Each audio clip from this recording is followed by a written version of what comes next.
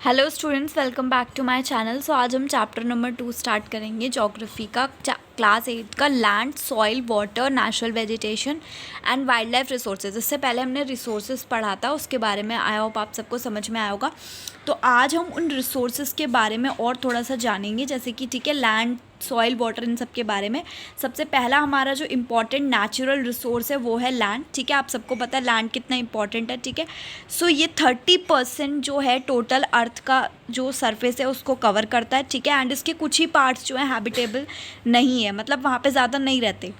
सो इसका जो पॉपुलेशन जो इसमें हो रखा है डिस्ट्रीब्यूशन, वो मतलब उसमें बहुत अलग अलग कैरेक्टरिस्टिक्स की वजह से, मतलब लैंड और क्लाइमेट के बेसिस पर है। ठीक है, जैसे कहीं पे रफ टोपोग्राफी, मतलब जैसे कि कहीं पे ऊबड़ खाबड़ सा है, कहीं पे स्ट्रेट स्लोप वाले एकदम माउंटेन्स है, कहीं पे जो है नीचे से लो लाइंग एरियाज़ हैं। ठीक है, जहाँ पे जो है इजीली जो है वाटर लॉगिंग हो जाती है, पानी वगैरह जो भी आपको बह जाता है। ठीक है, डेजर्ट एरियाज़ हैं, थिक फॉरेस्टेड, मतलब फॉरेस्टेड ऐसे एरियाज़ है जंगलों वाले, स्पार्सली पॉपुलेटेड, मतलब वहाँ पे जो है नहीं रहते इतना लोग। ठीक है, अनइनहैबिटेड है, मतलब वहाँ पे लोग नहीं रहते हैं। प्लेन्स और रिवर्स वगैरह वैलीज़ जो हैं वो एग्रीकल्चर के लिए बहुत सही हैं, बहुत ही यूज़फुल हैं। ठीक है, और ये डेंसली पॉपुलेटेड हैं। ठीक है, घने जो भी हमारे पॉपुलेटेड एरियाज़ हैं वर्ल्ड के। उसके बाद लैंड यूज़। अब आप सभी को पता है कि लैंड को तो हम डिफरेंट पर्पसेस के लिए यूज़ करते हैं, जैसे एग्रीकल्चर के लिए, फॉरेस्ट्री के लिए, माइनिंग वगैरह जब हमें करनी होती है,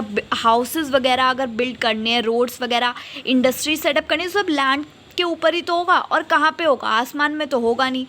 सो इसको लैंड यूज़ कहते हैं। ठीक है, और जो लैंड का यूज़ है उसको ऐसे डिटरमाइन किया है, फिज़िकल फैक्टर्स को कुछ ध्यान में रखा जाता है, वहाँ के क्लाइमेट को, वहाँ की टोपोग्राफी, सॉइल को वहाँ पे जो है ध्यान में रखा जाता है, मिनरल्स को, वहाँ पे वाटर की कितनी अवेलेबिलिटी है, ह्यूमन फैक्टर्स को भी ध्यान में रखते हुए चलते हैं, जैसे पॉपुलेशन और टेक्नोलॉजी वगैरह कैसी है, क्योंकि ये इंपॉर्टेंट जो हैं डिटर्मिनेंट्स है, मतलब लैंड यूज़ पैटर्न के लिए ये चीज़ें इंपॉर्टेंट है।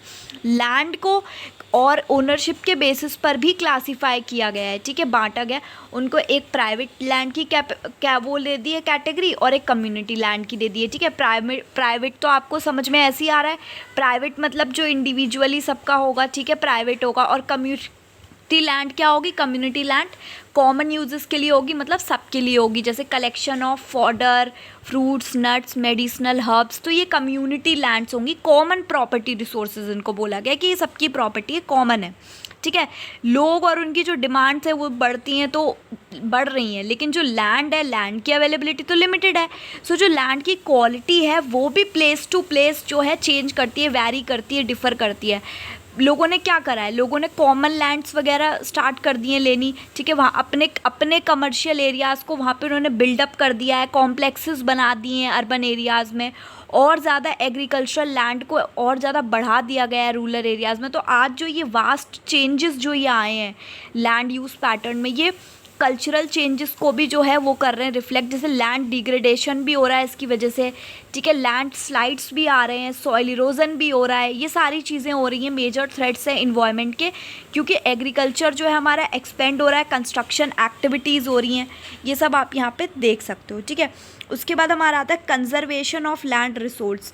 पॉपुलेशन इतनी बढ़ रही है, डिमांड बढ़ रही है, तो इसकी वजह से बहुत सारा डिस्ट्रक्शन हो रहा है फॉरेस्ट का। ठीक है, और जो लैंड है उसको मतलब काफ़ी हाँ ऐसा लग, मतलब नेचुरल रिसोर्सेज को खोने का खतरा तो है ही हमारे ऊपर। ठीक है, और जो प्रेजेंट रेट है डिग्रेडेशन का जो लैंड का वो है, वो उसको चेक किया जाना चाहिए, एफॉरेस्टेशन होना चाहिए लैंड को दोबारा से। ठीक है, और मतलब केमिकल पेस्टिसाइड का जो यूज़ कर रहे हैं, फर्टिलाइज़र्स वगैरह, इन सब का चेक होना चाहिए, एक ओवर ग्रेजिंग वगैरह, ये सारे कुछ कॉमन मेथड्स हैं जिनसे लैंड रिसोर्सेज को बचाया जा सकता है। ठीक है, आगे का टॉपिक हम नेक्स्ट क्लास में कंटिन्यू करेंगे। Thank you.